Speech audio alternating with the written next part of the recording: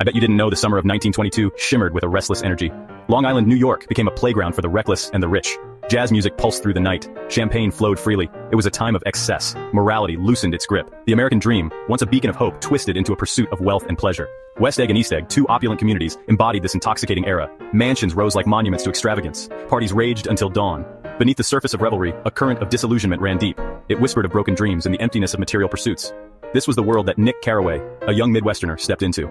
He arrived seeking his fortune, only to find himself caught in a web of love, betrayal, and tragedy. Nick Carraway, a young man from the Midwest, rented a modest cottage on Long Island. He found himself drawn to the enigmatic J. Gatsby, his next-door neighbor. Gatsby's mansion, a sprawling palace, hosted extravagant parties. Every weekend, guests arrived in droves, eager to bask in Gatsby's wealth and revelry. Nick, an observer by nature, was both fascinated and repelled by this opulent world. He saw the allure of wealth and status, yet he also sensed the shallowness beneath the surface. He became privy to the secrets and lies that swirled around Gatsby. His unassuming demeanor made him a confidant to those with more to hide. Nick, old sport, the truth is my life is, well, it's all just an illusion. Jay Gatsby was a mystery, shrouded in rumors. He was impossibly wealthy, with no clear source of income. He threw lavish parties yet remained aloof from his guests. His past was a blank slate. He spoke of adventures and travels, but their authenticity was always in question. Nick was drawn to Gatsby's charisma. He sensed a deep sadness beneath the surface.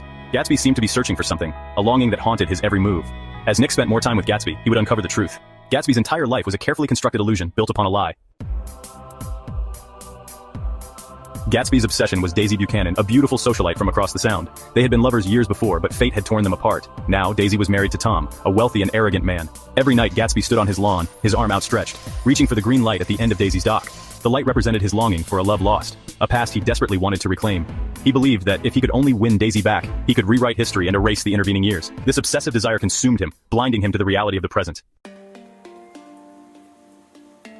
Tom Buchanan, Daisy's husband, was a man of privilege and entitlement. He had inherited his wealth and used it to maintain a life of leisure and indulgence.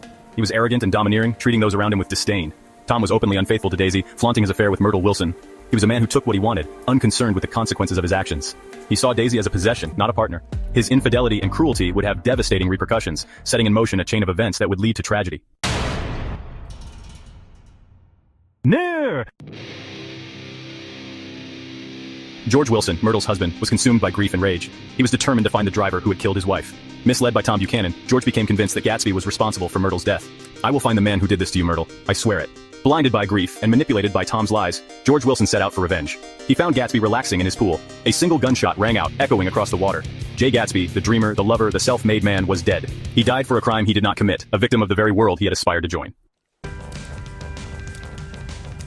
Nick Carraway, once drawn to the allure of wealth and glamour, was led